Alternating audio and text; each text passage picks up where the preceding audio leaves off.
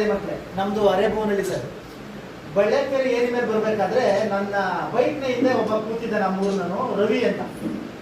ಅವ್ನು ಏನ್ ಹೇಳ್ದ ಅಂತಂದ್ರೆ, ಅಲ್ಲಿ ಬಂದು ನೀರು ಏತ ನೀರಾವರಿ ನೀರು ಬಳ್ಳಾಕೆರೆ ಕೆರೆ ಬೀಳ್ತಾ ಇತ್ತು. ಆ ನೀರ್ನ ನೋಡ್ಬಿಟ್ಟು ಒಬ್ಬ ರೈತ ನನ್ನ ಹಿಂದೆ ಕೂತವನು ಅವನೇನ್ ಹೇಳ್ದ ಅಂತಂದ್ರೆ, ಅಣ್ಣ ನಾವು ಮೋಸ ಮಾಡ್ಬಿಟ್ವಿ ಅಂತ ಅಂದ. ಯಾಕು ಅಂದ್ರೆ ಇಷ್ಟೆಲ್ಲ ಕೆಲಸ ಮಾಡಿದ್ರೆ ಇವತ್ತು ನಮ್ಮ ಬೋರ್ವೆಲ್ಗಳು ಬಿಡವು, ಆದ್ರೆ ಇಂತಹ ಏತ ನೀರಾವರಿ ರೋಡ್ಗಳು, ಅದ್ಭುತವಾದಂತಹ ರೋಡ್ಗಳು, ಪ್ರತಿಯೊಂದು ಕೆಲಸವನ್ನ ತಮ್ಮ ಶಕ್ತಿ ಮೀರಿ ಮಾಡಿದಂತ ಒಬ್ಬ ಪುಣ್ಯಾತ್ಮನಿಗೆ ನಾವು ಮೋಸ ಮಾಡಿದ್ವಿ ಅಂತ ಒಬ್ಬ ರೈತ ಹೇಳಿದ ಮಾತು.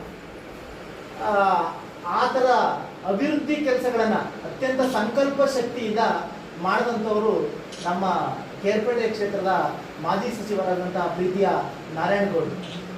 ಮಕ್ಕಳೇ, ಅವ್ರ ಬಗ್ಗೆ ಪದಗಳಲ್ಲಿ ಈ ಸೂರ್ಯನನ್ನೇ ನುಂಗಬಲ್ಲ ಅಂತ ಸಾಮರ್ಥ್ಯ ಇತ್ತಂತೆ, ಆದ್ರೆ ಸೂರ್ಯನನ್ನ ಆರಾಧನೆ ಮಾಡ್ತಾ ಇದ್ದಂತೆ. ಮತ್ತೆ ಒಂದು ಬೆಟ್ಟವನ್ನೇ ಹೊತ್ಕೊಂಡು ಬರೋ ಶಕ್ತಿ ಇತ್ತಂತೆ ಹನುಮನಿಗೆ, ಆದ್ರೆ ಶ್ರೀರಾಮನ ಮುಂದೆ ಆತ ಮಂಡಿಯೂರಿದ್ದ. ಅಷ್ಟು ಶಕ್ತಿ ಇದ್ರೂ ಕೂಡ ಶ್ರೀರಾಮನಿಗೆ ಆದನು ಬಂಟನಾದ ಅಲ್ಲ. ಮತ್ತೆ ಬ್ರಹ್ಮಾಸ್ತ್ರವನ್ನೇ ಛೇದಿಸಬಲ್ಲಂತ ಶಕ್ತಿ ಹನುಮನಿಗಿದ್ರು ಕೂಡ ಆತ ಏನ್ ಮಾಡ್ದ, ಬ್ರಹ್ಮನ ಆರಾಧಕನಾದ. ಹಾಗೆ ಅಂತ ಅದ್ಭುತವಾದಂತ ಶಕ್ತಿ ಇದ್ರೂ ಕೂಡ ಮೌನ ತಪಸ್ವಿಯಂತೆ, ತಪಸ್ವಿಯ ರೀತಿ